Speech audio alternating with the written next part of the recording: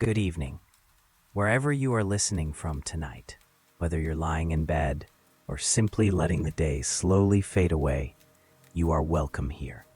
Take a gentle breath in and slowly let it go. I wonder, where are you listening from tonight? And what time is it where you are? Tonight, we return to a place that exists somewhere between history and legend, a city of light, knowledge, and quiet power. This is not the story of Atlantis at its height. This is the story of its final night. As the streets grow silent, as lanterns dim, and the ocean whispers against marble walls, the people of Atlantis fall asleep, unaware that dawn will never come. You don't need to stay awake. Just listen and let the last night of Atlantis unfold. Atlantis existed, not as a dream, not as a legend, but as a city that woke each morning to light. Its towers stood exactly where they had stood the day before. Streets were smooth, pale, cut from stone that did not crack. Harbors were calm. The sea rested against the docks without urgency. Ships returned when expected. Nothing arrived too early, nothing came too late. Time behaved itself in Atlantis. The city had no memory of beginning. Its people spoke of founders, of distant ancestors, but no living mind could imagine a moment when the city was not already whole. Atlantis did not feel young. It felt finished, complete. From above, the city formed perfect circles, layered outward from a central height where the great hall stood. Each ring served a function already decided long ago. Movement between them was effortless. Water flowed through carved channels, guided gently, never flooding, never receding. Bridges arched exactly as far as needed. Gates opened and closed without haste. There was no sense of fragility. Stone did not erode, metal did not rust, wood did not warp. What required repair was repaired before it failed. What required replacement was replaced before it weakened. Maintenance was not gradient, it was routine. In Atlantis, decay was managed. The people moved through their days without fear of interruption. They did not look upward for signs. They did not listen for tremors. They expected continuity and received it. Children learned the streets before they learned the sea. They memorized routes, timings, signals. They were taught how systems worked, not why they existed. Curiosity was satisfied early, before it could linger. Craftsmen worked without urgency, knowing their work would outlast them. Tools were precise, materials were refined. Errors were rare and corrected quietly. Nothing was rushed, nothing was improvised. Leaders ruled without spectacle. There were no crowds, no ceremonies, no declarations. Authority was procedural, embedded into structure rather than personality. Decisions were recorded, not debated publicly. No walls surrounded the city. They had never been needed. The sea itself served as boundary and assurance. It had always held its distance. Waves broke gently against the outer rings, obedient, predictable. Tides rose and fell with flawless regularity, measured and cataloged over generations. No one remembered the last storm. Weather existed, but it did not intrude. Rain arrived evenly. Winds followed known paths. The sky changed color, but not intention. Mariners trusted charts older than their own families. In the highest district, where the air felt lighter and the horizon wider, knowledge was kept. Not hidden, simply stored. Records etched into crystal and stone lined quiet halls. Devices aligned to the movement of stars adjusted themselves without intervention. Calculations updated automatically, correcting margins too small to notice. Maps showed lands no longer visited, routes no longer traveled. borders that had ceased to matter. Nothing here was worshipped. Nothing was forbidden. Knowledge in Atlantis was not revered. It was used, regularly, casually, and because it was always used, it was never questioned. The people believed this was the natural order of things, that cities reached perfection and stayed there, that mastery, once achieved, did not need to be reconsidered. There was no celebration of progress. There was no anxiety about the future. Atlantis did not imagine an ending. At night, the city glowed softly, not with fire, but with light drawn from mechanisms embedded into the stone itself. Streets illuminated without flame. Towers shimmered faintly, reflected perfectly in the still water that circled them. The reflection is never distorted. From the sea, the city appeared unmoving, a shape fixed against the horizon, untouched by darkness. Sailors from distant lands spoke of it quietly. They did not linger. The city unsettled them, though they could never explain why. It was too precise, too calm, too complete. They felt unnecessary there. The people of Atlantis never noticed. Their days continued as they always had. Councils met. Records were updated. Schedules were maintained. Ships departed and returned. Cargo was unloaded, sorted, distributed without delay. Crops arrived from managed lands beyond the city rings. Storage was sufficient. Allocation was exact. No surplus rotted. No shortage occurred. No famine, no disorder, no surprise. Children were born into a world already solved. They learned that the sea was stable, that the ground was firm, that the city endured because it always had. They were not taught to fear collapse because collapse had never occurred. Even language reflected this certainty. There were words for building, words for refining, words for maintaining, but no word for loss on a citywide scale, no word for disappearance. Such things belonged to earlier ages, imperfect ages, before Atlantis understood how the world truly worked. The city did not believe itself superior. It believed itself final. That belief was quiet. It did not require defense. It was not announced or enforced. It simply existed, embedded into routine, architecture, and expectation. Nothing was wrong. Nothing was failing. Nothing was about to change, according to every system Atlantis trusted. And yet, on that day, the day before the last night, the sea was slightly quieter than usual.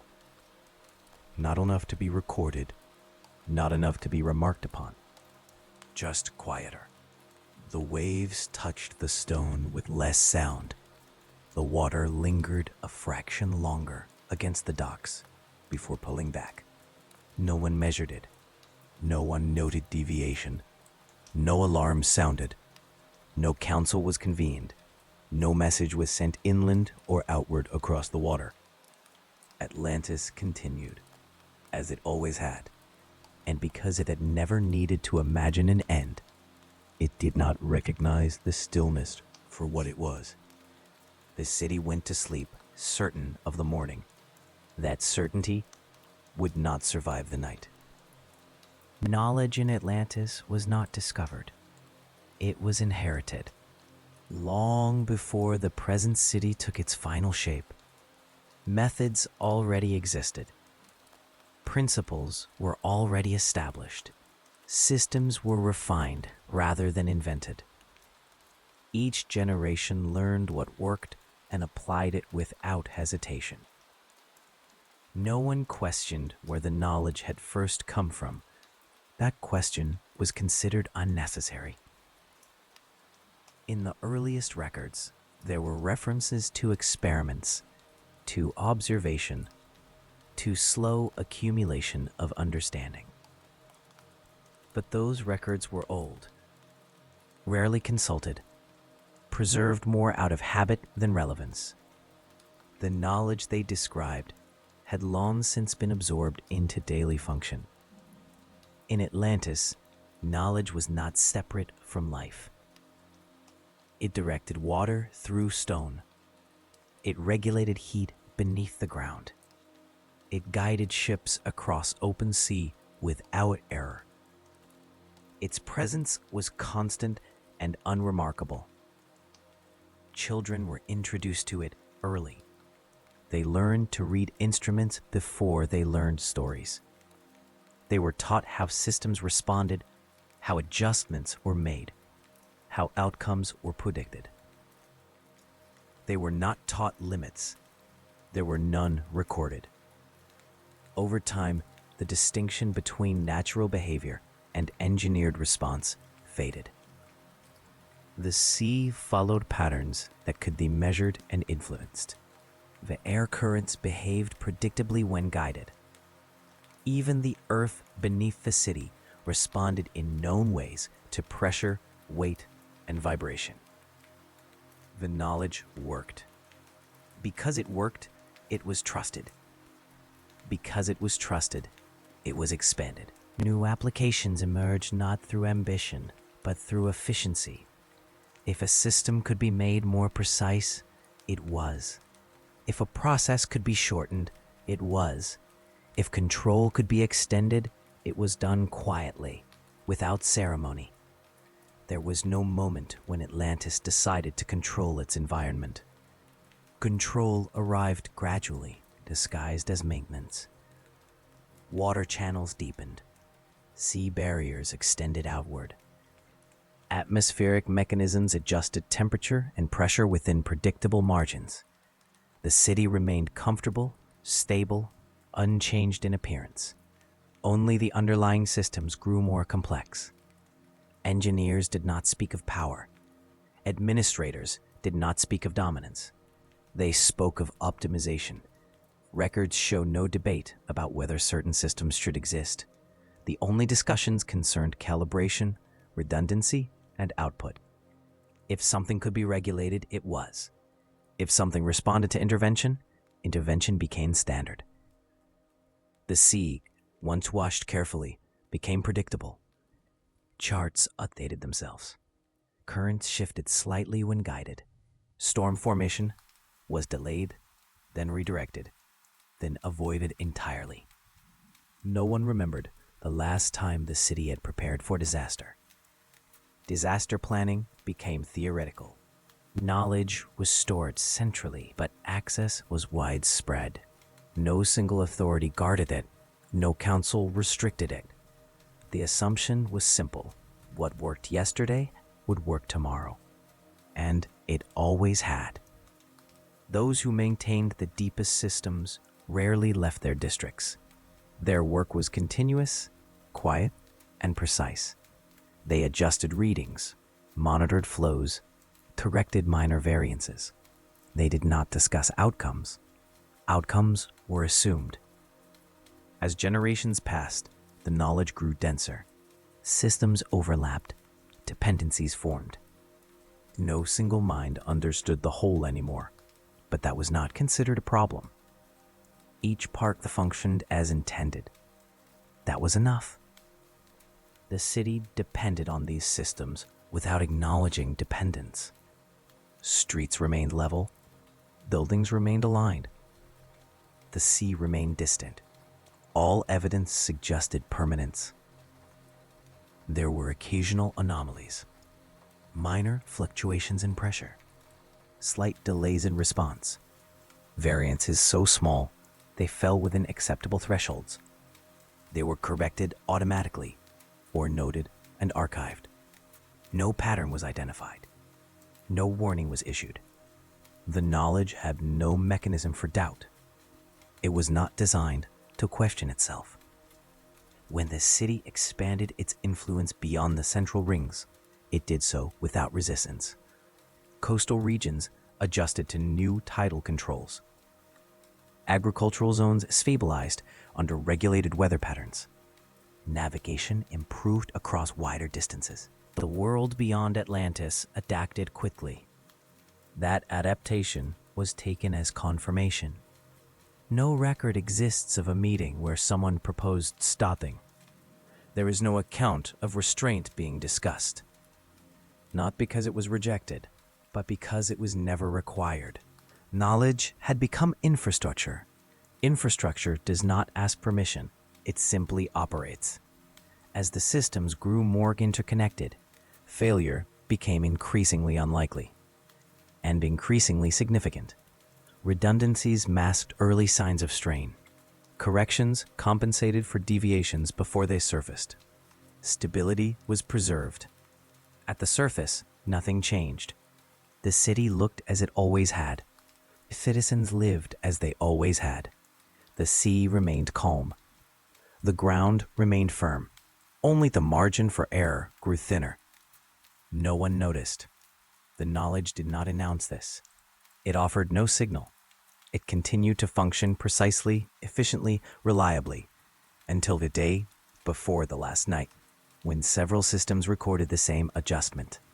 Not an error, an alignment. Pressure levels shifted simultaneously across unrelated mechanisms. Water flow compensated in unexpected ways. Atmospheric readings corrected themselves more aggressively than necessary. The systems adapted. That was their purpose. The data was stored, reviewed later. No one connected it to the sea being quieter than usual. No one connected it to the slight delay in vital return. No one connected it to the way the ground felt marginally denser beneath the city's weight.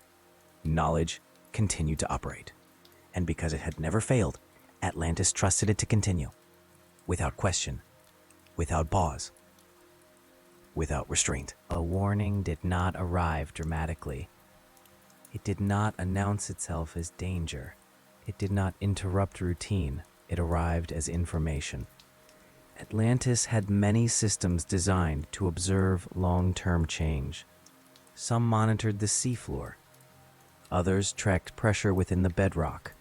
A few were calibrated to movements so slow they could only be measured across decades.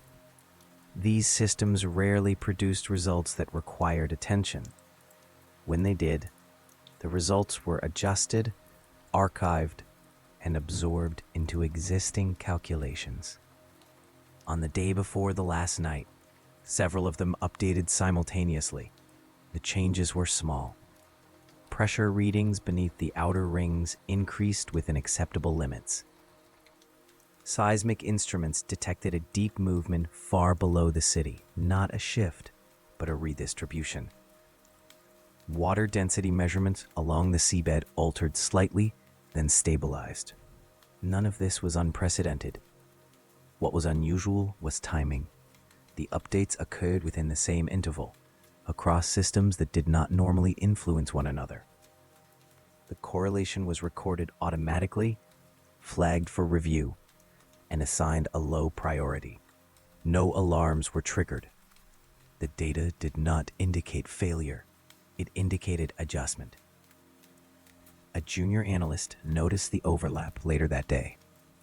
The correlation was interesting but not urgent. She annotated the record and forwarded it for eventual review. The system acknowledged receipt. That was the end of it. There were older records, far older, that described similar alignments. They were rarely accessed. The language used in them was imprecise, written before standardization. Measurements were expressed in outdated units, interpretations cautious and incomplete. Most modern readers found them irrelevant. These records described moments when the environment responded in advance of visible change. They could not predict catastrophe. They documented preparation. The word used was not danger. It was precursor. No one used that term anymore. Over time, it had lost relevance. The systems Atlantis relied on were more accurate, more responsive. They corrected deviations immediately. There was no need to study incomplete observations from an earlier era. The city trusted current data.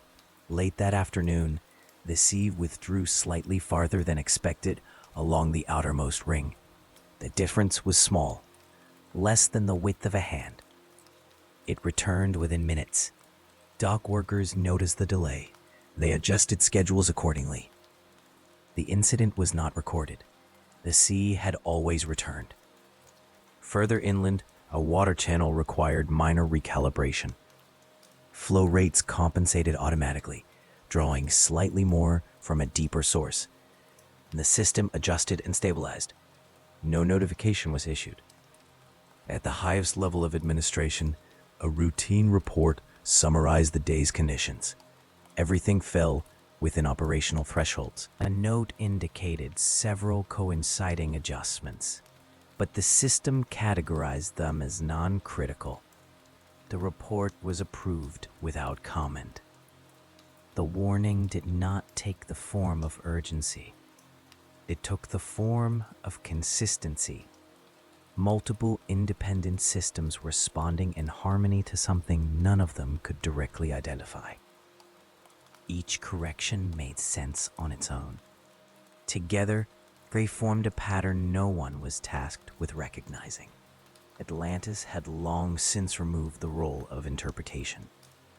There was no position responsible for asking what information meant beyond how it was used. Meaning was inefficient. That evening, a city functioned normally. Lights activated at dusk. Water levels equalized. Temperature remained stable. Ships completed docking without incident. Records were updated. Schedules were set for the following day. Nothing suggested interruption. In the knowledge halls, instruments continued to adjust themselves. Calculations refined margins. Corrections layered upon corrections. The systems did exactly what they were designed to do. Far below the city, deeper than any access point, pressure redistributed again. Not sharply, not violently, gradually. The movement did not propagate upward. It did not register as threat. It altered conditions slowly enough to remain within acceptable tolerance. Tolerance had been calibrated during centuries of stability.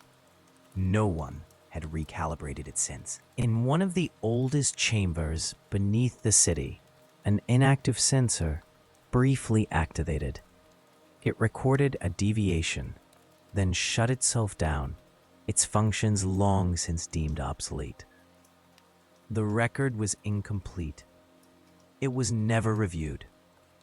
The warning existed, but it did not speak the language Atlantis listened for. There was no error message, no cascade failure, no signal demanding attention. Only data. That night, the sea was calm. The sky remained clear. The ground felt firm beneath every step. Families gathered. Conversations followed familiar paths. No one mentioned anomalies. There was nothing to mention. The city prepared for sleep. Systems transitioned to night cycles. Energy distribution stabilized. Redundant checks completed without exception. Everything was ready for morning. The warning had passed through Atlantis completely. It had been observed, processed, adjusted for, and dismissed, not because it was misunderstood, but because it required something Atlantis no longer practiced. Pause. The city did not know it had been warned, and so it went to sleep, unchanged, unaware that the information it trusted most had already done all it could do. The next adjustment would not be internal. It would not be correctable, and it would not arrive quietly. Atlantis did not describe this period as an age. There was no recorded beginning. Control emerged gradually, layered into existing systems until it became indistinguishable from normal function. What had once been observation became adjustment. What had once been response became prevention. The city did not decide to govern its environment. It refined the ability to do so until governance no longer required intention. The sea was the first domain to be fully managed. Currents were mapped precisely, not just at the surface, but at depth. Subtle redirections were introduced to maintain optimal docking conditions. Variations were reduced. Extremes were softened.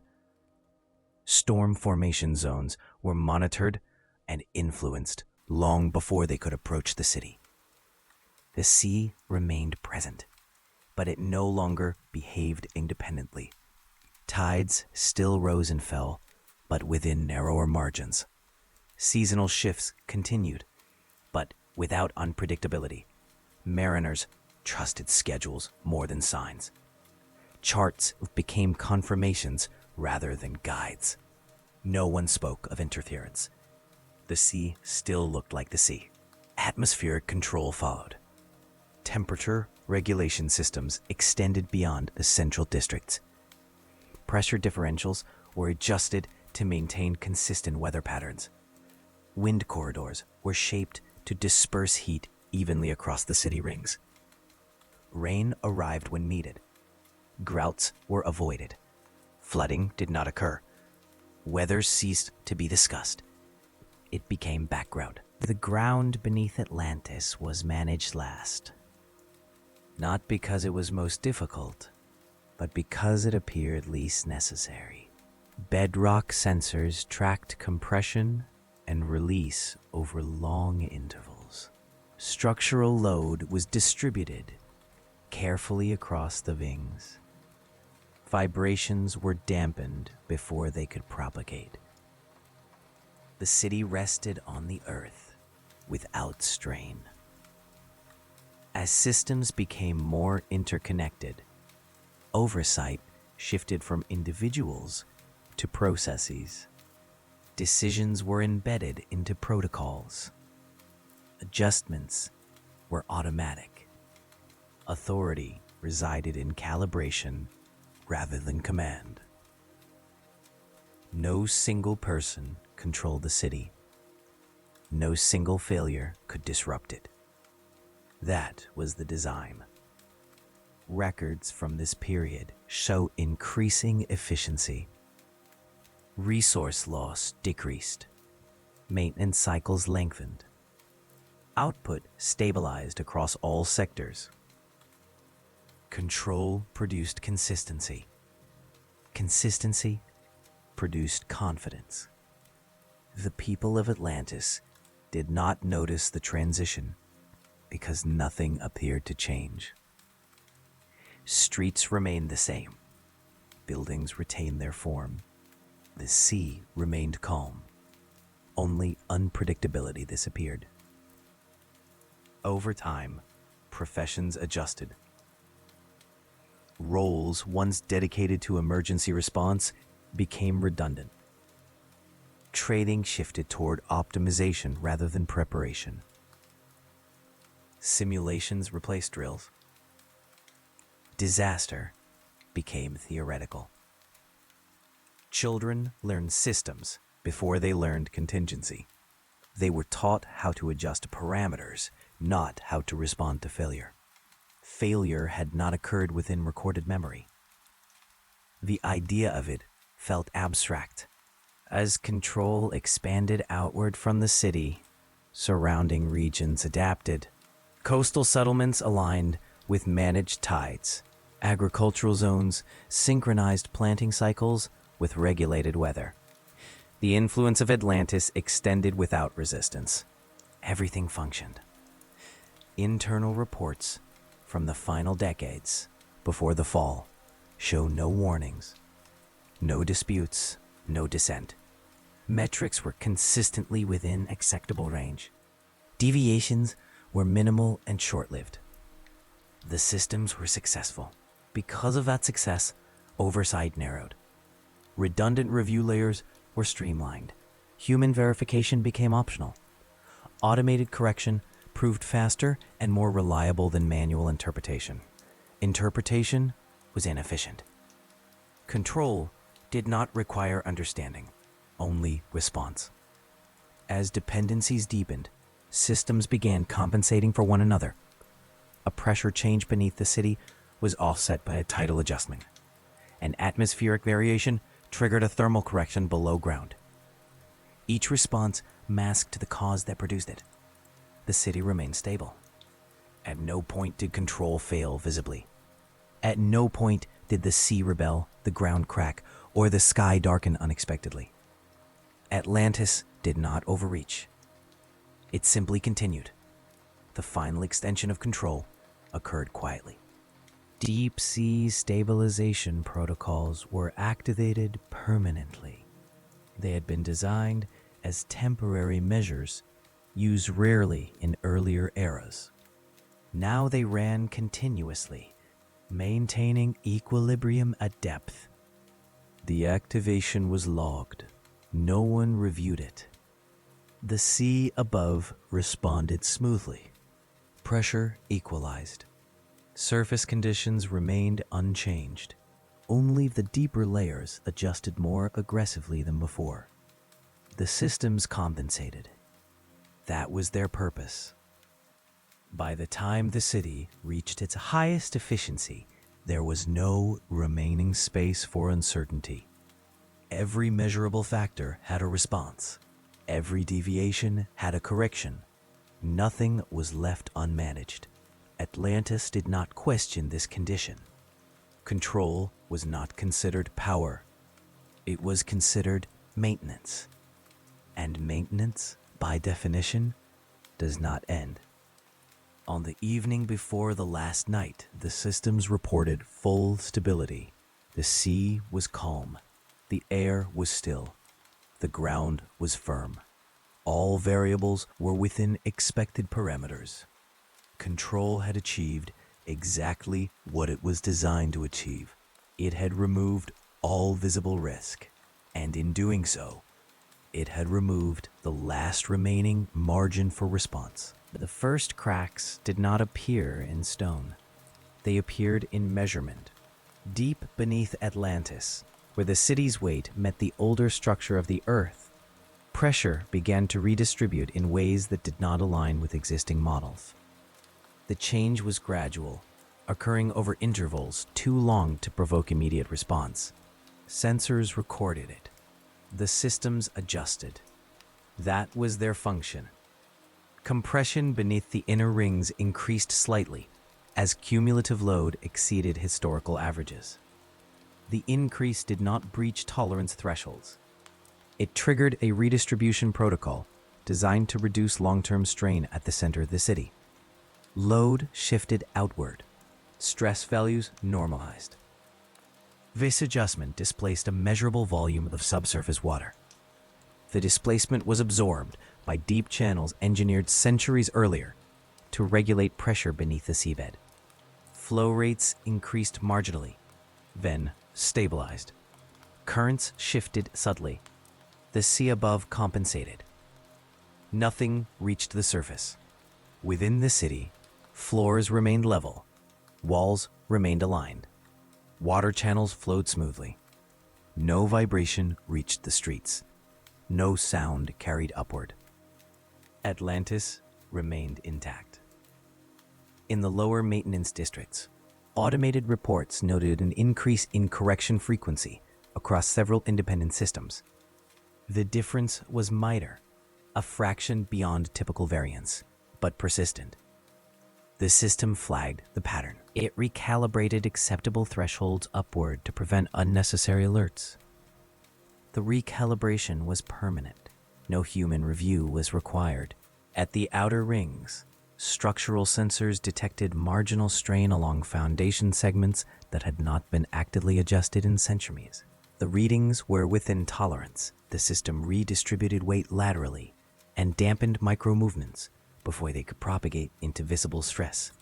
The solution worked. Each correction resolved its immediate cause. Each resolution concealed the broader pattern.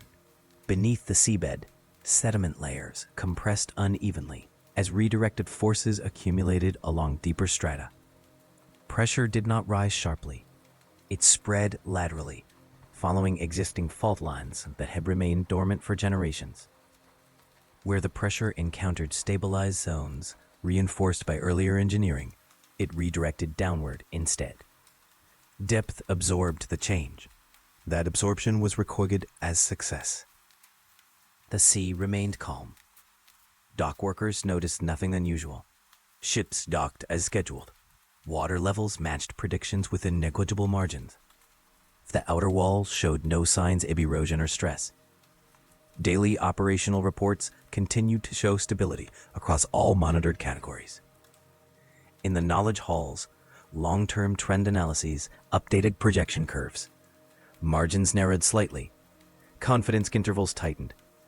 To maintain output consistency, the system increased corrective sensitivity. Small deviations were corrected faster than before.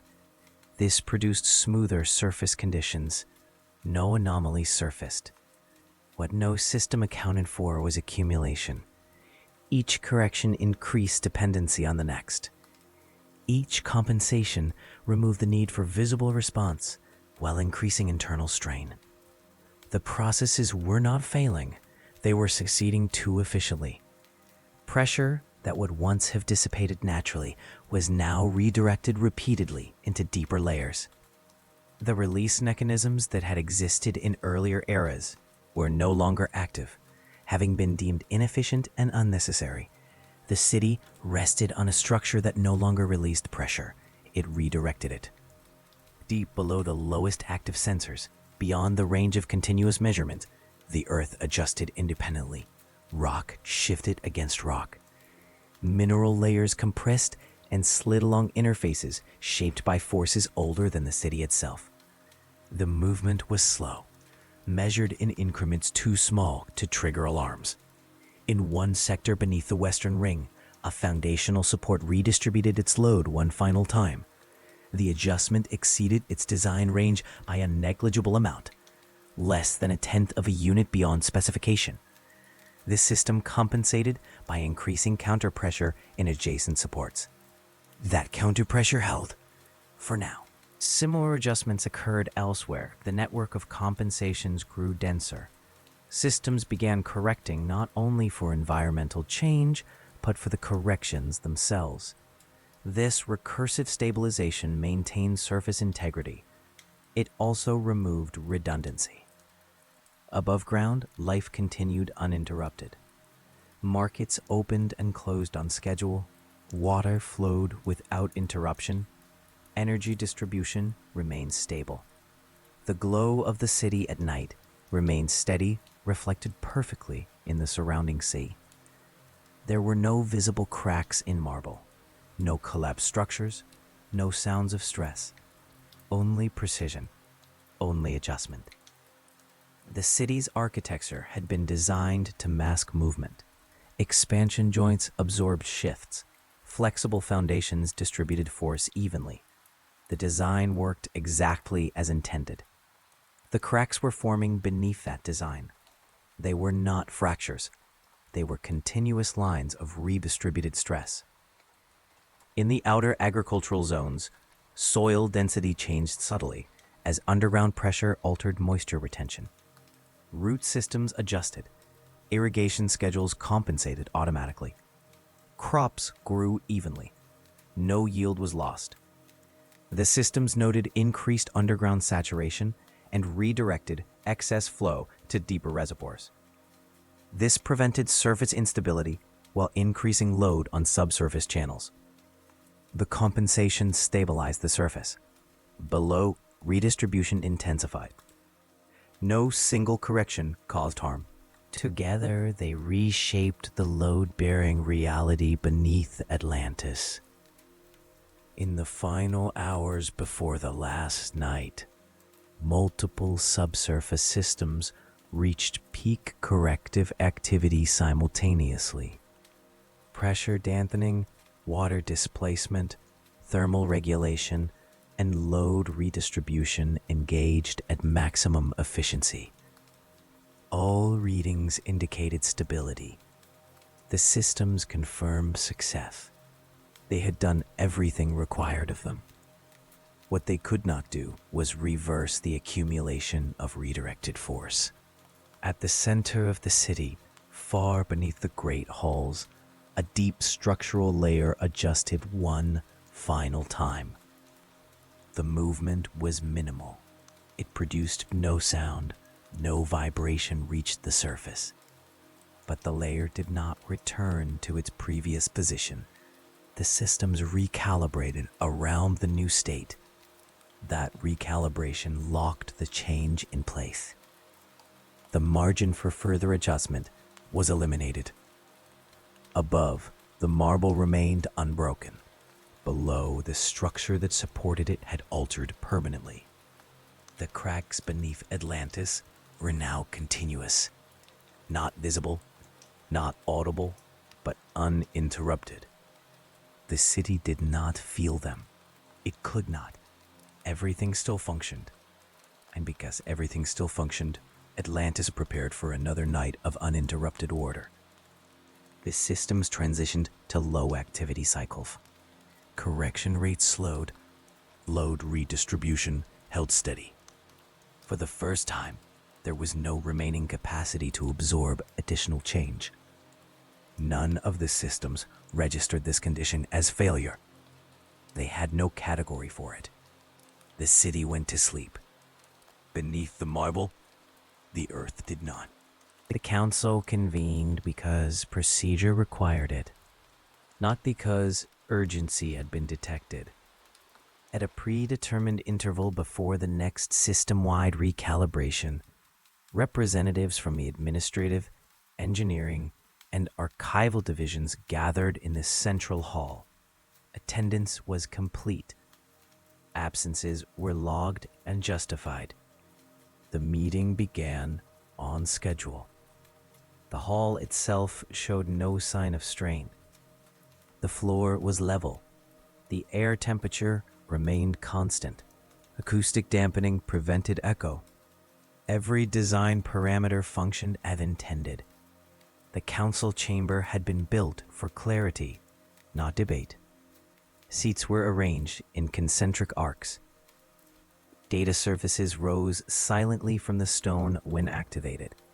Records from previous councils were available instantly, indexed and cross-referenced. There was no ceremonial opening. The first report summarized environmental stability. Sea conditions, nominal. Atmospheric conditions, nominal. Structural integrity, nominal. Minor variances were noted, already compensated for. The data was precise, comprehensive, and reassuring.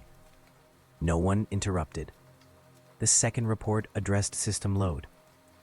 Correction frequency had increased across several sectors, but remained within acceptable parameters. Redundancy levels were slightly reduced due to optimization, but efficiency had improved. This was considered a positive outcome. The third report referenced historical comparisons. Archives records from earlier eras showed similar patterns of increased correction prior to major expansions of infrastructure. The implication was clear. The city was experiencing a familiar phase of internal adjustment. No objections were raised. When discussion opened, it followed protocol. A representative from the structural division noted that several deep layer supports were operating near upper tolerance limits. The statement was factual, not alarmist. The system had already adjusted to compensate. The representative recommended continued monitoring. The recommendation was accepted. A member of the archival division mentioned older records that described long-term subsurface redistribution following sustained environmental control. The language in those records was imprecise. Measurements were incomplete. Outcomes were unclear. The council acknowledged the reference. No action followed. The records were classified as informational rather than directive. There was no role assigned to synthesis. Each division spoke only to its own data. No one was tasked with assembling the complete picture. That function had been removed generations earlier, when system integration rendered it unnecessary. The council proceeded efficiently. Schedules were confirmed. Maintenance windows were approved. Resource allocations were adjusted marginally to support increased subsurface stabilization. Everything aligned. At no point did the discussion include contingency planning. There was no agenda item for failure response. Such topics were reserved for theoretical review, not operational meetings. As the council neared conclusion, a final report was presented. It summarized overnight projections. All systems were expected to stabilize further during the upcoming low-activity cycle. Pressure redistribution would continue at reduced intensity. Load-bearing layers were projected to hold indefinitely under current conditions. The model showed no disruption. The council accepted the projection. The meeting concluded without delay.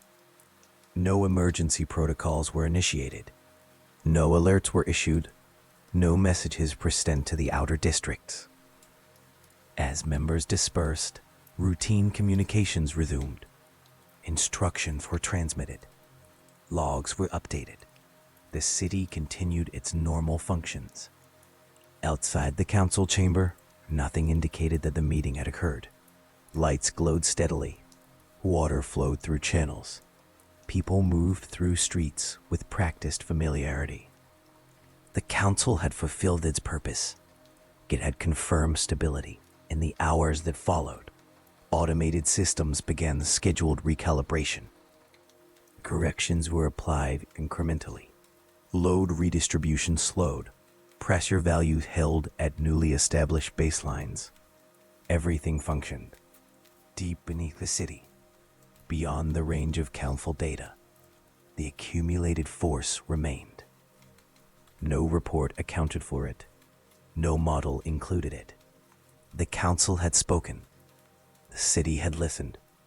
And with that, Atlantis entered the final interval of controlled order, unaware that the procedures designed to preserve continuity had already completed their last effective action. The night began without distinction. There was no announcement, no visible transition. Darkness arrived as it always had, measured and gradual. Lights across the city activated in sequence. Energy distribution shifted to nocturnal parameters. Systems confirmed readiness. Atlantis settled into sleep. Along the outer rings, the sea touched the stone more softly than usual. Waves lost their rhythm. The sound that had always accompanied night, water against marble, steady and predictable, faded until it was barely present. No one noticed. Ships remained secured. Mooring lines held. The water line did not retreat far enough to be alarming. It simply stayed still. The sea was silent. In the lower districts, pressure sensors recorded a plateau. Redistribution cycles slowed earlier than projected. The change was minor and classified as stabilization success. Correction ceased. This was expected behavior. Deep beneath the city, the Earth continued to respond to accumulated force. Structural layers that had absorbed redirected pressure over decades reached a state of saturation. They could no longer shift without releasing energy. No system registered this condition. There was no remaining mechanism to do so. At the central core, beneath the great halls, load-bearing strata adjusted microscopically. The adjustment exceeded tolerance by an amount too small to register as failure. The system attempted compensation. There was no capacity left. For several seconds, nothing happened. Then the first release occurred. It was not a quake. It was a detachment. A deep structural layer separated along an existing interface, sliding laterally by a distance measured in centimeters. The movement propagated outward, altering stress distribution across adjacent layers. Sensors detected it. The readings conflicted. Automated protocols initiated corrective response. The response could not be applied. Pressures surged along the only remaining paths available. Those paths led upward. Beneath the western ring, the stabilized support fractured internally.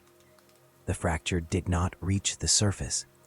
It redirected force toward neighboring supports already operating near maximum capacity. They responded simultaneously. At that moment, the sea withdrew, not dramatically, not violently. It receded as if released from obligation.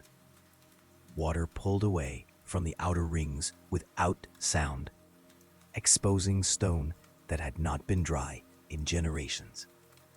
The retreat was smooth, continuous, and silent. No wave followed. No return came. Along the docks, the absence of sound became noticeable. A few night workers paused, uncertain. The water was still visible, simply farther away than expected. There were no alarms.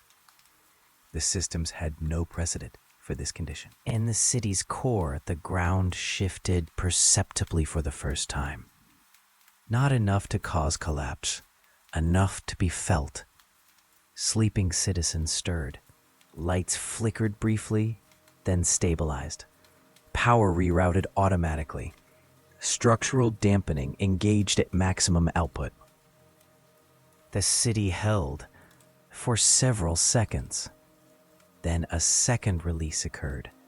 This time, the movement was vertical. A deep section of foundation dropped by a fraction of its height, transferring load instantaneously across multiple supports. The redistribution exceeded design parameters. Stone cracked. Not at the surface, below it. The sound traveled upward through marble, muted but unmistakable. A low report echoed through the city, not loud enough to be named, but distinct enough to wake those nearest the central districts. Systems escalated response. They had no corrective options left. The sea did not return. Instead, it remained withdrawn, held in place by forces no longer regulated. Water mass shifted outward, displaced by the upward movement of the seabed.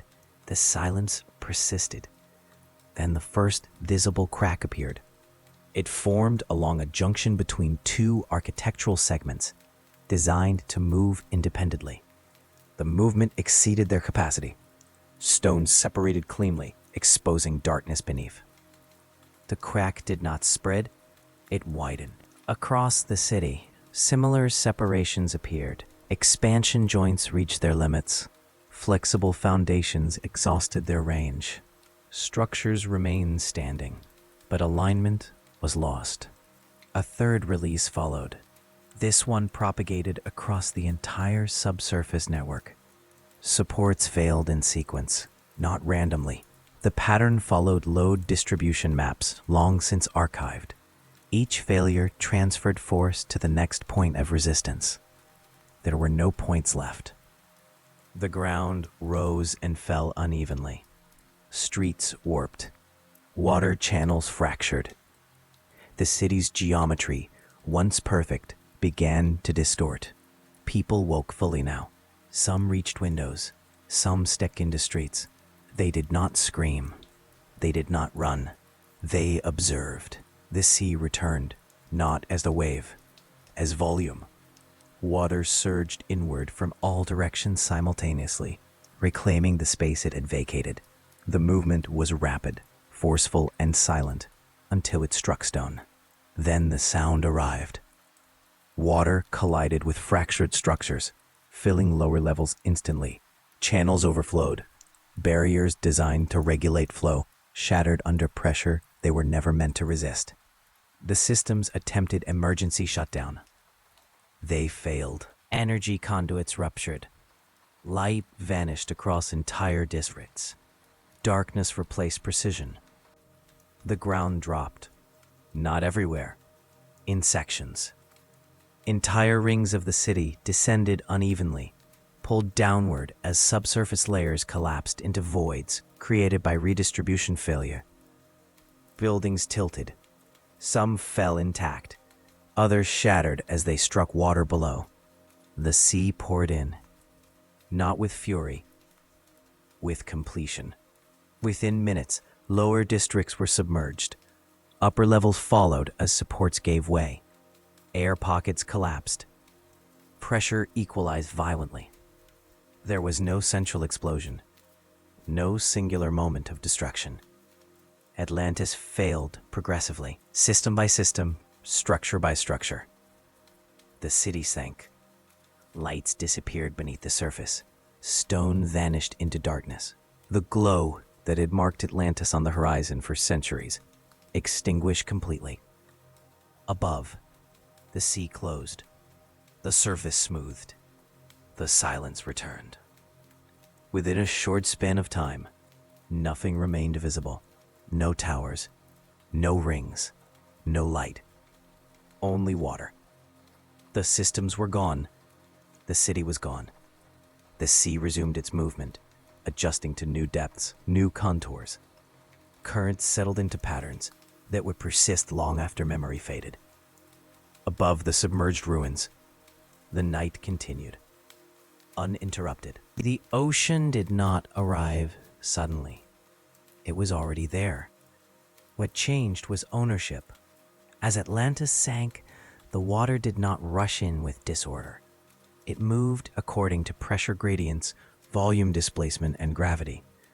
Lower structures were submerged first, not because they were weaker, but because they occupied the space water reclaimed earliest. The process unfolded continuously.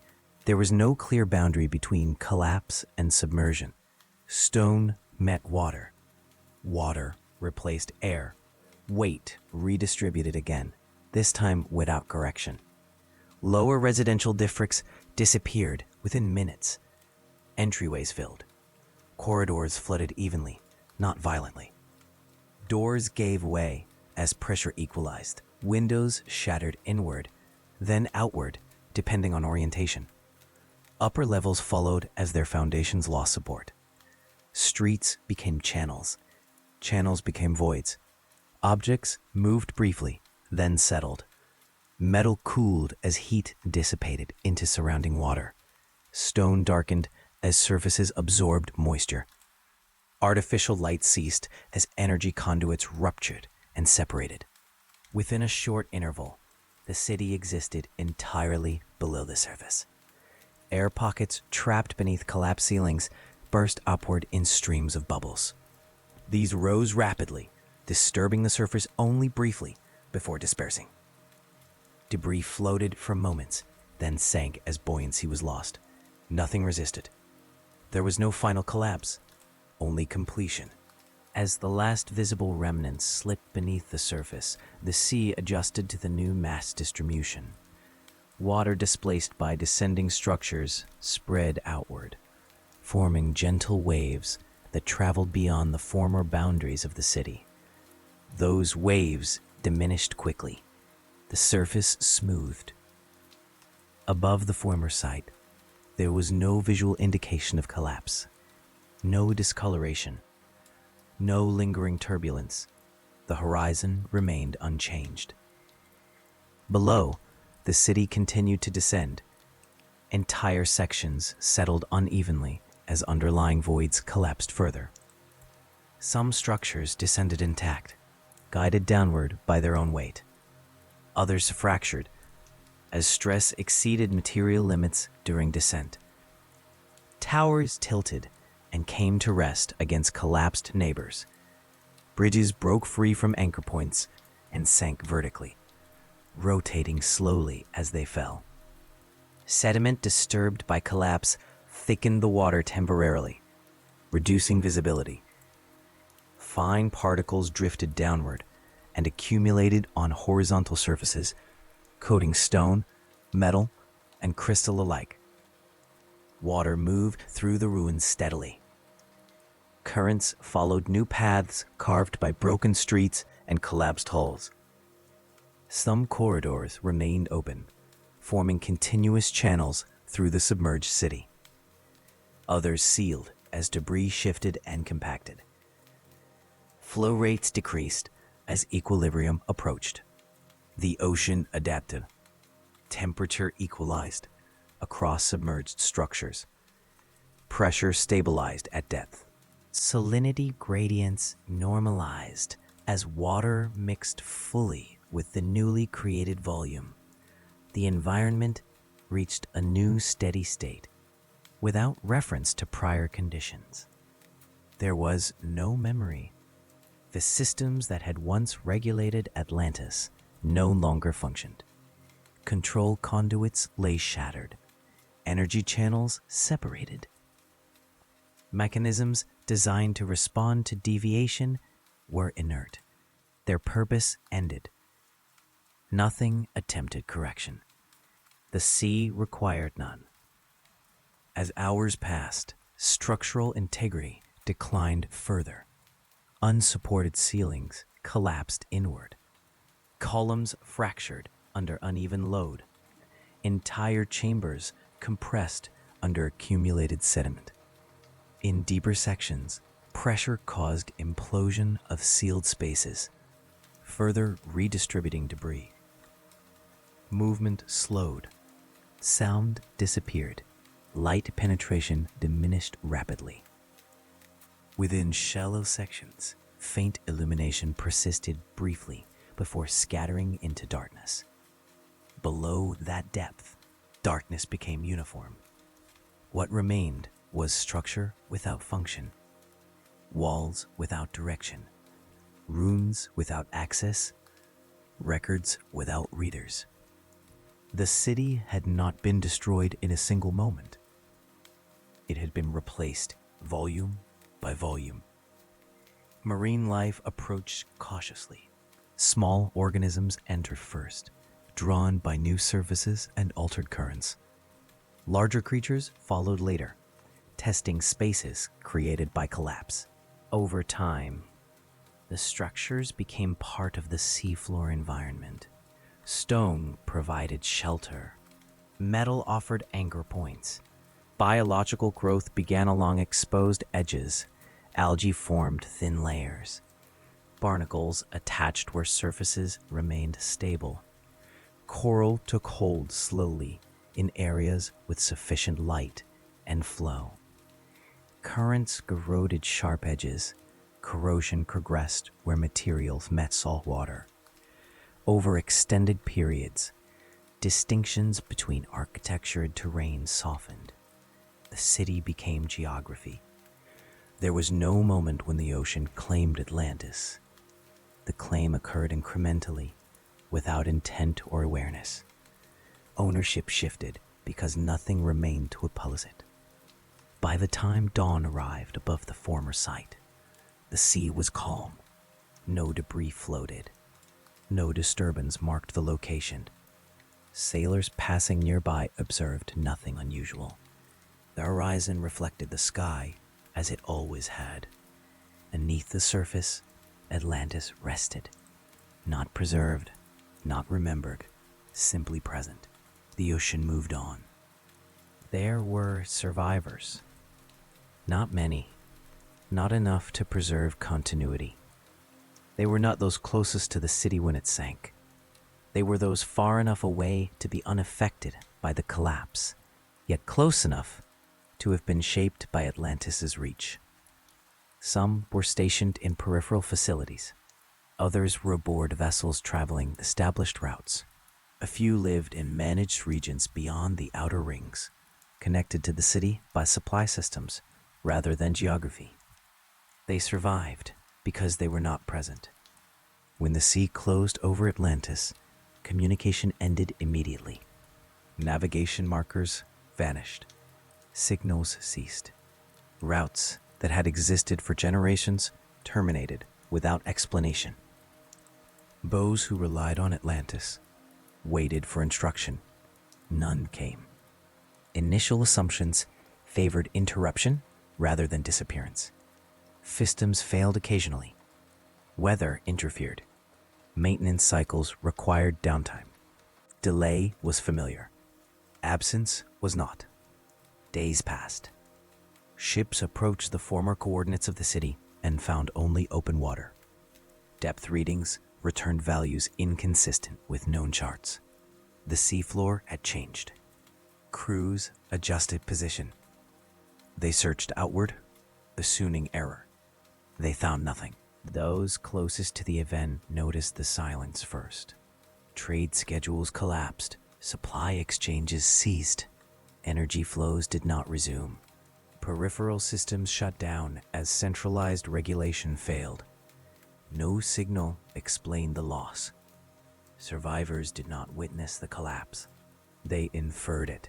What they lacked was scale. No single observer understood the magnitude of what had occurred. Reports conflicted. Some spoke of unusual waves. Others noted altered currents. A few described the sea withdrawing briefly, then returning. There was no shared account. Without the city to confirm or deny, information fragmented. Attempts were made to investigate. Vessels equipped for depth exploration descended where Atlantis had once stood. Visibility was limited. Depth exceeded expectations.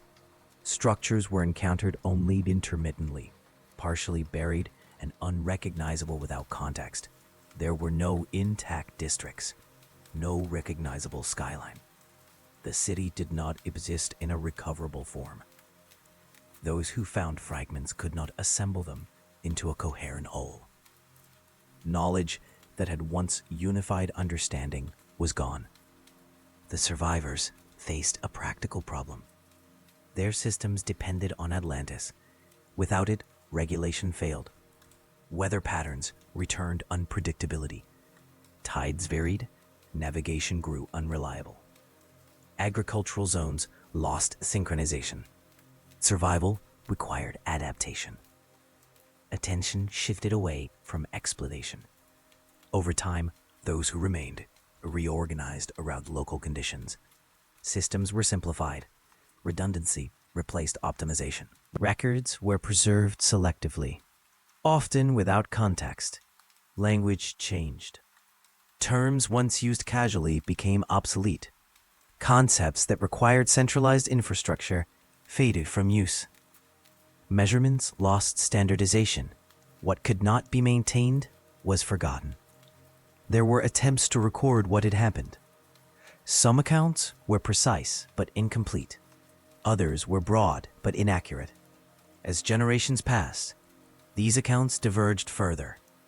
Details blurred. Timelines shortened. Cause was replaced by sequence. Eventually, the story of Atlantis ceased to be a report.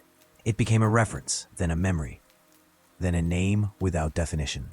Those who had survived did not speak of the city often, not because of fear, but because the knowledge required to explain it no longer existed in usable form. There were no remaining systems to describe, no functioning context. Atlantis had not left ruins that could be visited easily. Depth and pressure concealed what remained. Access required technology that no longer existed. The city was present, but unreachable. As time passed, the survivors integrated into surrounding cultures. Their origin became indistinct. Practices once derived from Atlantean systems were adapted, simplified, and eventually disconnected from their source. Some elements persisted. Architectural techniques, navigation methods, fragments of terminology. Without the city, they lost cohesion. The survivors did not establish a successor. There was no attempt to rebuild. The scale could not be replicated. The knowledge was no longer centralized. Atlantis did not end with a final declaration. It ended with dispersion. Those who lived carried fragments forward, but none carried the whole. They did not speak because there was no longer a language capable of explaining what had been lost. And over time, silence proved sufficient. Atlantis did not disappear from history all at once. It receded In the years following the collapse, there were still references. Coordinates were noted and questioned. Depth measurements were recorded, then revised. Accounts described a city once present, now absent. These references lack consistency. No authority remained to standardize them. As generations passed, the absence of Atlantis became easier to accept than its explanation. Trade routes adjusted, navigation charts were redrawn. What could not be reached was excluded. The sea offered no markers. There was no visible ruins, no landmass breaking the surface, no persistent disturbance. Without physical reference, memory relied entirely on transmission. Transmission degraded. Early accounts spoke in technical language that later readers no longer understood. Measurements lost meaning. Descriptions referenced systems that no longer existed. Editors simplified. Scribes summarized. Eventually, accuracy yielded to coherence. Atlantis became smaller in description as it grew larger in imagination. Details that required infrastructure were removed. Timelines compressed, complexity dissolved into narrative convenience. What remained was a name, and names persist more easily than facts. In some regions, Atlantis was remembered as a city. In others, as an island. In some accounts, it was a people. In others, a warning. None of these descriptions match the original. They did not need to. History favors what can be repeated, not what can be verified. The absence of Atlantis created space for interpretation. That space was filled gradually, shaped by the needs of those who remembered fragments without context. Stories replaced records. Metaphor replaced mechanism.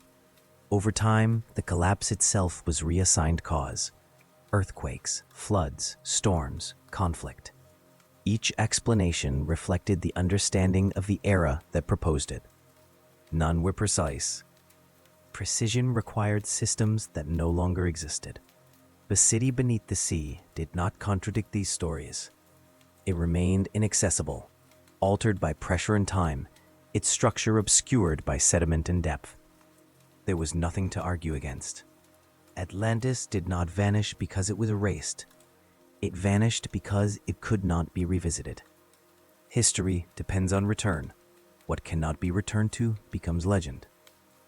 The survivors did not correct the record, not because they chose silence, but because correction was impractical. Without centralized knowledge, there was no authoritative version to restore. And as their descendants spread, even the need to restore it diminished. Practical concerns replaced historical ones. Generations lived and died without reference to the city beneath the sea. Their lives did not require it. Their survival did not depend on it. Memory became optional. Eventually, Atlantis existed only in partial accounts preserved by chance. A name in a dialogue, a reference in a scroll, a comparison used to illustrate excess or scale. The original city, its systems, its structure, its final night, was no longer accessible even in description.